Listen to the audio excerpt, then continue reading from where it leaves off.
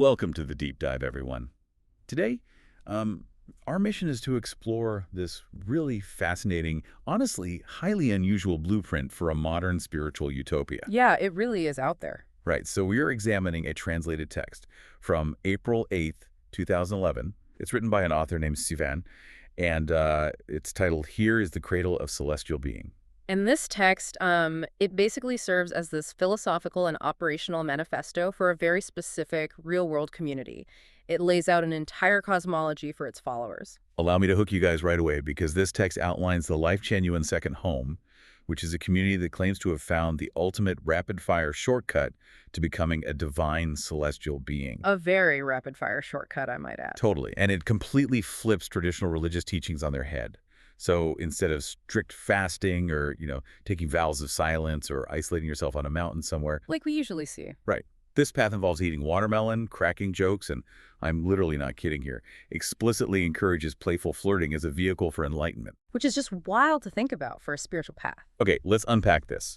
Before we can understand how they actually achieve this celestial status, we really need to understand the blueprint of the utopia itself. Right, the foundation of the second home is crucial to grasp here because it's not pitched as just like a pleasant commune or a quirky alternative lifestyle choice. No, it's way bigger than that. Exactly. The text claims this community is a direct physical replication of what the author calls the 1,000-year world in the heavenly kingdom. Wow. Yeah, so it's an overt attempt to manifest a divine realm on literal earthly soil, creating an environment where truth, kindness, and beauty are just the default settings of daily life. And the philosophical backing for this heaven on earth is incredibly dense.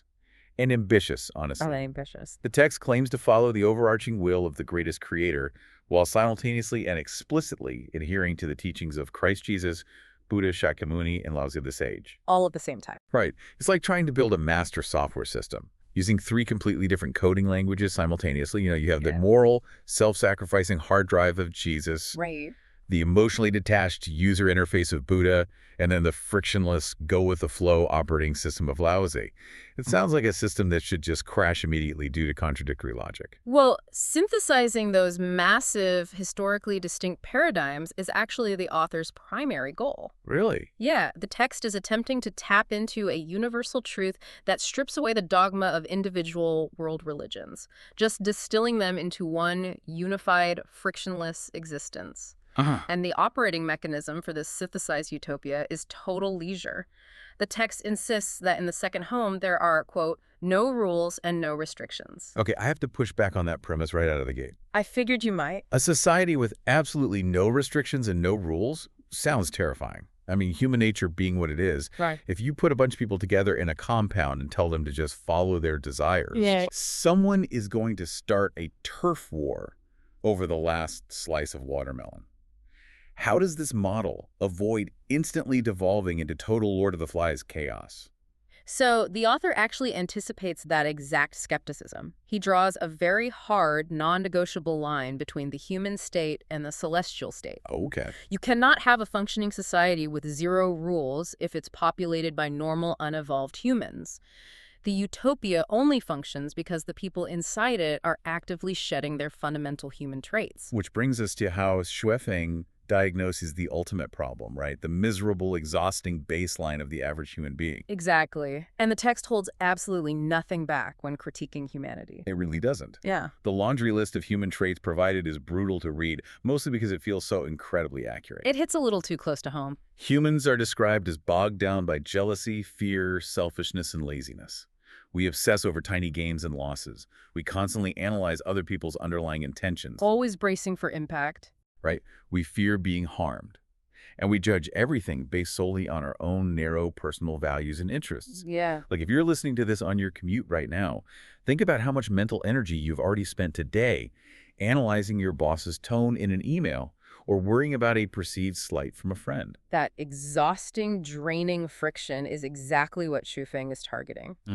And what's fascinating here is how the author externalizes internal spiritual states. Wait, what do you mean by externalizes? Well, according to this cosmology, you don't need a mystic vision or a glowing aura or an esoteric meditative practice to know if someone is operating as a human or a celestial. Oh, you could just see it. Exactly. You simply observe their daily grace, you watch their words, their reactions, and how they handle minor everyday inconveniences. Okay. The text basically argues that a practitioner's spiritual cultivation is entirely self-evident in their daily behavior. Wow. So it turns spirituality into an observable behavioral science. Basically, yeah.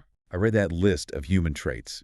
Yeah, the analyzing intentions, the fixating on flaws, the constant arguing, taking offense. And I couldn't help but compare it to being permanently trapped in the mindset of a toxic social media comment section. Oh, that is a perfect analogy. You are just constantly bracing for impact, defending your ego, and attacking perceived threats. It sounds awful. It is awful. But contrasting that exhausting human baseline is the celestial state. The celestial being is described as joyful, pure-hearted, and entirely unconcerned with the judgments or metrics of others. So they just don't care what people think. Right, they don't measure the people around them by their own internal standards. Seeing someone else's joy genuinely brings them joy. That sounds nice. It is. They possess this vibrant, youthful vitality that remains constant regardless of external circumstances. The author uses a beautiful botanical metaphor to describe this state of being, actually. A celestial is like a blooming flower. Right, the flower metaphor. And it doesn't matter if they happen to be a majestic peony, a delicate hibiscus, or even just a lowly common weed or dogtail grass. They simply bloom. Yeah. They exist joyfully and are entirely unbothered by shifting winds, by rain, or by the opinions of the other plants in the garden. And that image of the dogtail grass is absolutely foundational to understanding the text. It represents the absolute, total surrender of the ego. Like embracing being a weed. Basically. I mean, a flower doesn't get anxious about a storm brewing on the horizon, nor does it feel inadequate if a larger flower blocks its sun, right? No, it just sits there. It simply exists in its nature until it doesn't. The celestial state is about dismantling the complicated, protective, defensive layers that humans spend their entire lives building up. I totally understand the appeal of being as carefree as a blade of grass. But isn't this kind of detachment throwing the baby out with the bathwater? How so? Well, the text heavily advocates for having no worries, no attachments. But isn't a certain level of attachment and worry the very glue that keeps human society functioning and empathetic? That's a fair question. Like, if I have zero attachments, how do I care for a sick child? If I have absolutely no worries, how do I plan for my family's future or show genuine empathy when someone I love is suffering? So the critique of extreme non-attachment philosophies always centers on that apparent lack of empathy. But the text counters that human worry and attachment are not actually forms of love. What are they then? They're rooted in possessiveness, control, and a deep-seated fear of loss. The celestial state, in the author's view, still allows for profound love and kindness. Right, because truth, kindness, and beauty are the pillars of the second home. Exactly. The difference is that it's a love completely devoid of possession. You love someone freely, you care for them in the moment, but you do so without demanding they belong to you. Without intertwining your identity with theirs. Right, and without fearing their eventual departure. Okay, knowing what a celestial being looks like is the easy part. The real friction here is the how. If human nature is as fundamentally toxic and possessive as Yifeng claims, how do we actually overwrite our core energetic blueprint to become this carefree blooming flower? The author lays out a specific, highly technical cosmology to explain the mechanics of this transformation. Okay, hit me with it. The universe, according to the text, consists of three essential elements: consciousness, structure, and energy. Consciousness, structure, and energy. Got it. And cultivation, the actual work of spiritual ascension, is defined as the process of upgrading one's non-material structure from a human configuration to a celestial one. I have to stop you there and admit I'm completely confused. The text throws around the phrase non-material structure constantly. What does that actually mean in plain English? It's a bit dense, yeah. How can a structure be non-material, and how do consciousness and energy interact to rewrite it? Okay, think of your physical body as the hardware of a computer. Your consciousness is the software, like the active programs running your thoughts and feelings. Okay, hardware and software. I'm tracking. The non-material structure is the foundational operating system. It's the underlying code that dictates how the software and hardware interact. Oh, interesting. Right now, a human's operating system is coded for survival, fear, and ego defense. So when energy, in the form of life experiences, emotions, and interactions, flows into the human operating system, it gets converted into anxiety and jealousy. So it's basically taking in data and spitting out stress. Exactly. The text posits that by intentionally altering your consciousness, you rewrite that base operating code. Once the non-material structure is upgraded to celestial, that exact same incoming energy gets converted into joy and tranquility instead of fear. And here's where it gets really interesting. Sure. Because the method for rewriting that deep operating code is the biggest twist in the entire document. It really is. It is not about asceticism. It is not about denying the flesh. The text explicitly states that expressing love, engaging in playful banter, sharing laughter, and flirting are a swift path to celestial ascension. It specifically frames romantic playfulness and game playing as high-level spiritual practices. The text leverages the very things that usually entangle humans as the tools for their liberation. However, there is a very strict, incredibly difficult caveat to this playful banter. There's always a catch, right? Oh, absolutely. It only works to upgrade your non-material structure if you can engage in it without forming any attachments whatsoever. So like zero possessiveness. None. The text explicitly states this swift path is effective, quote, as long as one avoids attachments or fixating on a particular partner. Right. It must be entirely non-exclusive play. You simply enjoy each encounter as fate allows, and when the moment passes, you let it go entirely. The text summarizes this ethos with a quote that I found absolutely fascinating. It says, "Love arises, the heart reveals itself. Love departs, the heart becomes empty." It's very poetic. And it goes on to say, "You eat watermelon, I enjoy pears. Each follows their desires, and all is as it should be." I love that watermelon line. It reminds me of playing spiritual free jazz. You know, you are improvising these warm, deeply emotional connections with whoever happens to be in your orbit, harmonizing perfectly for a few measures. Yeah, that's exactly it. But the absolute key to the whole philosophy is that you have to pack up your instrument and walk away without a single ounce of resentment or clinging when the song ends. If we connect this to the bigger picture, it is remarkable how radically this concept breaks from the history of ascetic spiritual paths. Seriously, it's night and day. For millennia, the quest for spiritual purity has almost universally demanded solemnity, serious contemplation, and strict celibacy. Think of monks wearing hair shirts, or ascetics taking lifelong vows of silence. Right, punishing the physical body to elevate the spirit. The prevailing logic was that human desire is a trap to be avoided. Sofeng flips that completely, framing playfulness, emotional impermanence, and romantic enjoyment not as dangerous distractions from the holy path, but as the actual mechanism of liberation. It's essentially exposure therapy for the ego. Oh, I like that. Instead of running away to a cave to avoid human dynamics, you dive headfirst into the very situations that usually cause humans the most intense jealousy, anxiety, and heartbreak romance, desires, social dynamics. Right into the fire. But you rigorously practice experiencing them while remaining completely unbothered. You are practicing being the dog-tailed grass in the middle of a high-stakes flirting session. You learn to let the emotional energy pass through your system without letting it stick or crystallize into possession. It's a huge shift in perspective. It is. With no attachments, stagnation, worries, or hindrances, the text says, over time, one unconsciously attains the way and becomes celestial. It is a profound shift, seeking ascension through profound lightness and fluid joy, rather than seeking ascension through suffering and deprivation. And according to Feng, writing this in April 2011, this wasn't just some abstract theoretical philosophy to be debated. This massive transformation of human consciousness was actively happening right then and there. Yeah. The author provides a fascinating status report on the community. He asserts that dozens of individuals, whom he titles Chanyuan celestials living in the second home, have already successfully upgraded their non-material structures. So they've done the OS update. Exactly. He uses a highly evocative phrase, noting that the weeds in their soul gardens are few. I love that imagery. Having largely eradicated their human ego, he claims these individuals are now basically coasting, spending their days repaying debts and accumulating treasures for the heavenly realm. Wait, hold on. I'm completely lost again. We just spent all this time establishing that the ultimate goal of this utopia is to achieve zero attachments, zero possessiveness, and absolute detachment like a blade of grass. Right. How can they simultaneously be operating a system of repaying debts or accumulating treasures? Isn't a treasure the ultimate form of a possession? That feels like a massive contradiction. Well, it sounds contradictory if we view debts and treasures through a material capitalist lens. Okay, so they aren't literal treasures. No, in the context of this specific cosmology, the author isn't talking about stockpiling gold or owing money. Repaying debts refers to clearing out karmic, baggage-resolving, lingering energetic ties to the chaotic human world so that the soul is truly untethered. Ah, okay. That makes more sense. And accumulating treasures refers to generating a surplus of pure, positive energy, truth, kindness, and beauty that literally builds their future habitat in the higher heavenly dimensions.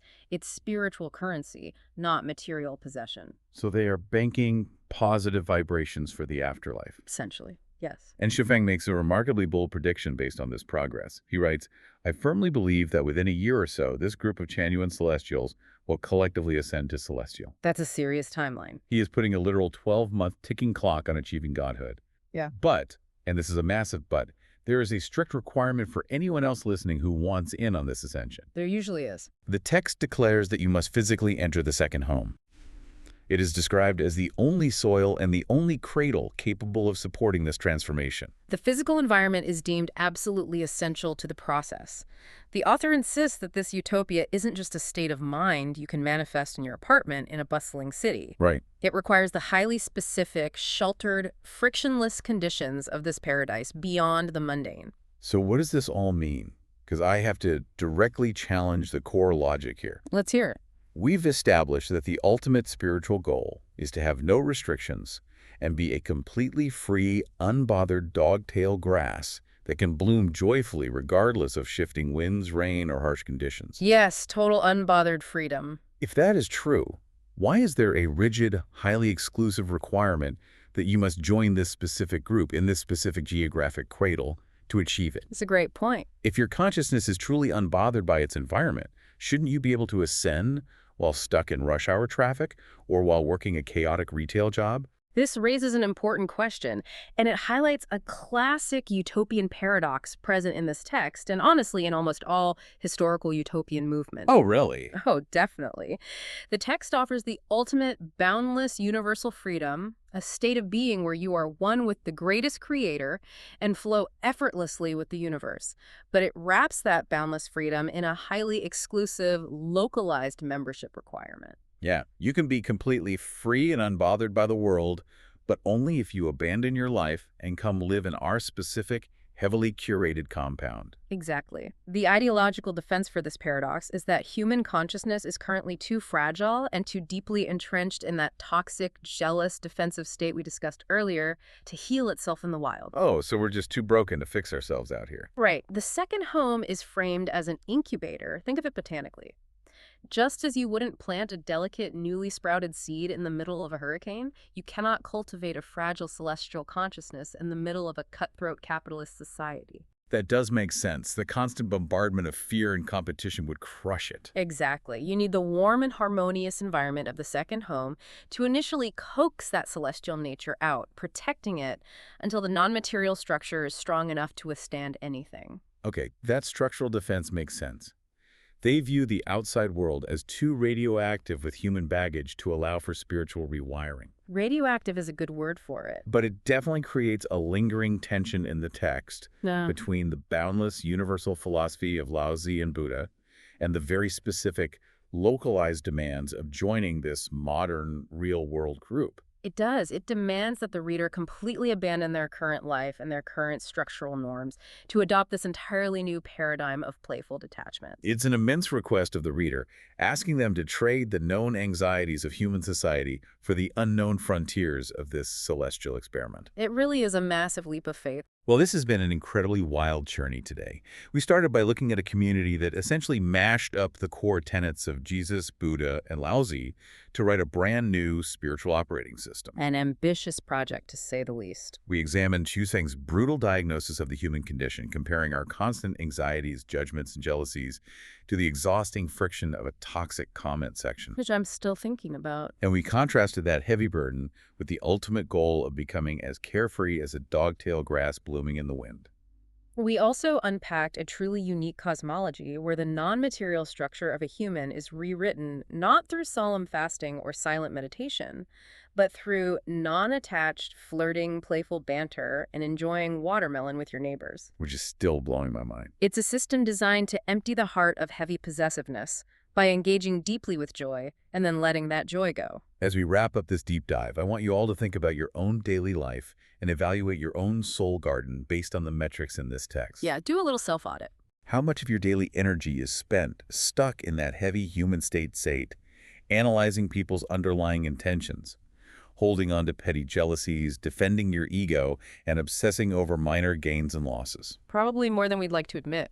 And conversely, how much time do you actually spend in that celestial state radiating joy, unconcerned with the judgment of others, just blooming regardless of the weather? Undertaking that kind of self-audit is incredibly valuable, regardless of whether you buy into the specific cosmology or the localized demands of the second home. Absolutely. Identifying the areas in our lives where we can release our white-knuckled grip on outcomes and just let things flow is a universally powerful practice. But I want to leave you with one final, slightly provocative thought to ponder, long after we finish talking today. Okay, let's hear it. Think back to that classic image of the monk on the mountain, enduring isolation and suppressing all earthly desires to reach enlightenment.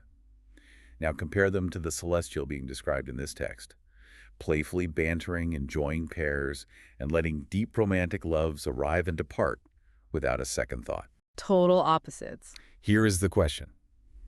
If you actually manage to achieve this text's ultimate goal-like, a state of total, frictionless non-attachment, where someone's profound love arriving and leaving affects you no more than a passing breeze, would you have truly ascended to a higher state of divine existence? Or would you have simply numbed yourself to the messy, painful, but incredibly beautiful core of what it actually means to be alive? Wow. That really is the ultimate gamble of absolute detachment. Definitely something to chew on. Thanks for joining us on this deep dive.